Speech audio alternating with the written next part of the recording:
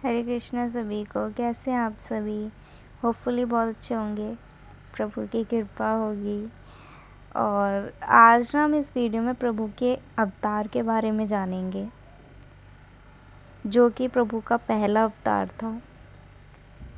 वो कथा सुनने से पहले एक बार हरे कृष्णा, हरि बोल सभी आप लोग भी कमेंट बॉक्स में ज़रूर लिखें। तो आइए स्टार्ट करते हैं। प्रभु का पहला अवतार मत्स्य अवतार था, जो कि एक मछली के रूप में थे प्रभु। कथा शुरू होती है, एक राजा थे जिनका नाम था सत्यव्रत। सत्यव्रत जो राजा थे बहुत ही पुण्य आत्मा थे, पुण्य कार्यों में यकीन रखते थे, प्रभु में यकीन रखते थे। तो क्या हुआ, एक दिन वो कृतमाला नाम की नदी में स्नान कर रहे थे तो सूर्यदेव को जल अर्पित करने के लिए उन्होंने अपनी अंजलि में जल भरा।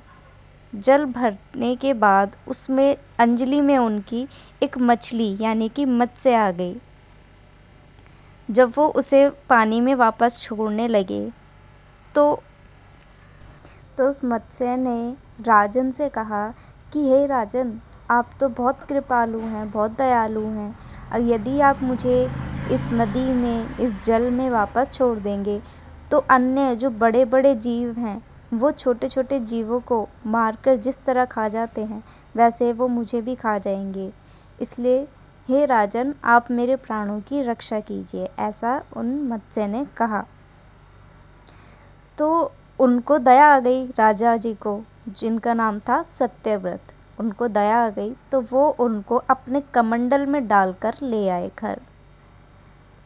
घर पे ले आए तो रात भर में उन मत्स्य का आकार बढ़ने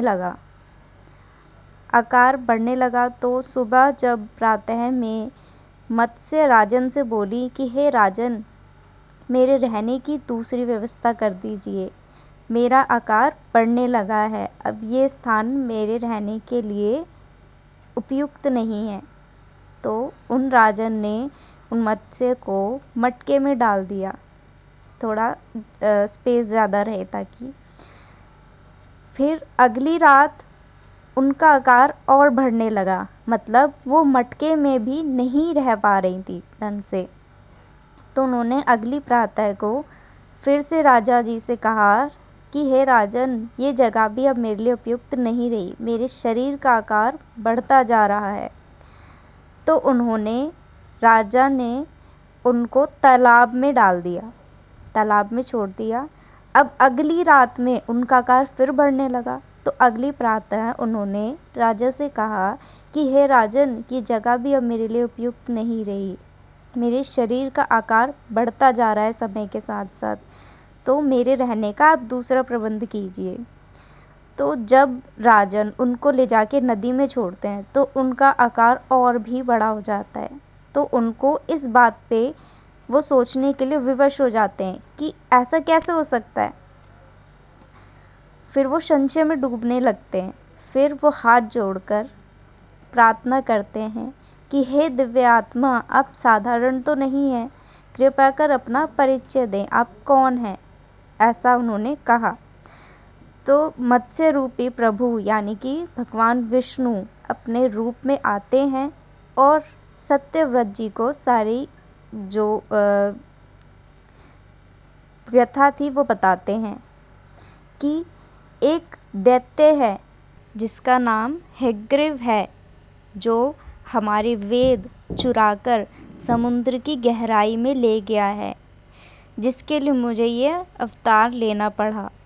और आज से ठीक 7 दिन बाद प्रलय आएगी।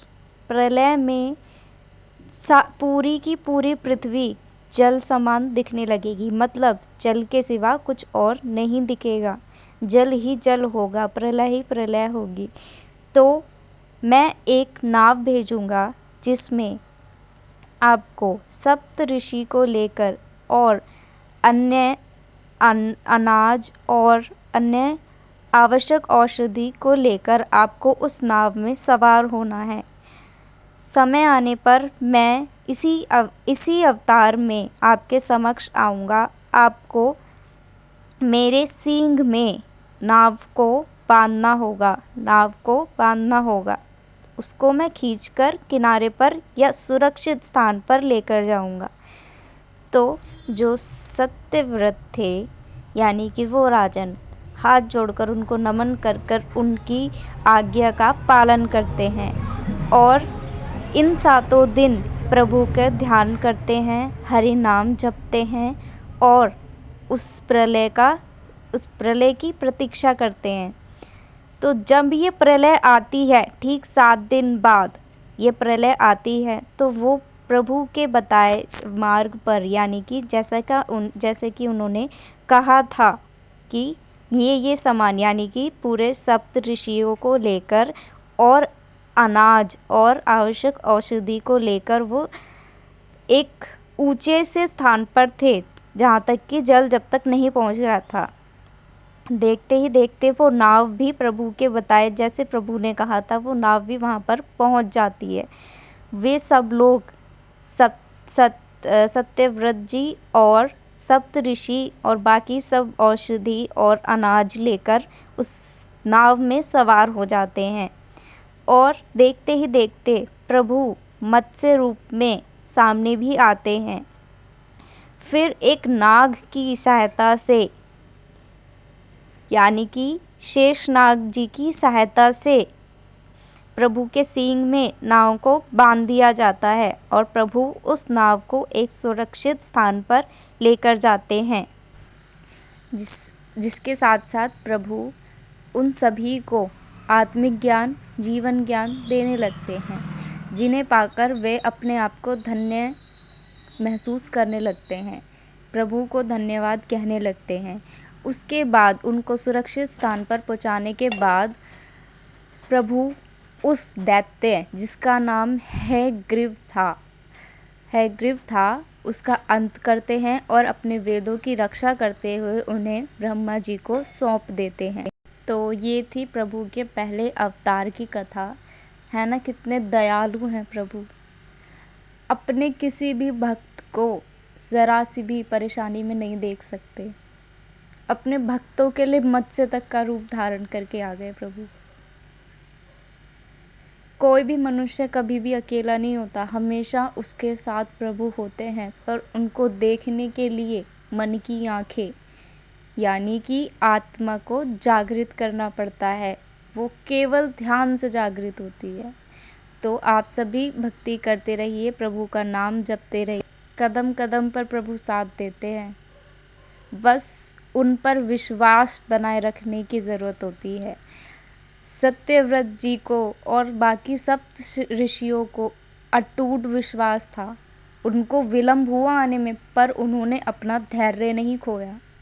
इसी प्रकार हमें भी अपना धैर्य हमेशा अपने प्रभु पर विश्वास बनाए रखिए, कभी भी उस विश्वास को ज़रा सा भी डगमगाने नहीं दीजिए, क्योंकि इस संसार में परम सत्य है प्रभु, बाकी सब मिथ्या है। एक ना एक दिन सब चले जाएंगे, सब मिट जाएगा, सब चीज़ें नाशवान है एक प्रभु को छोड़कर।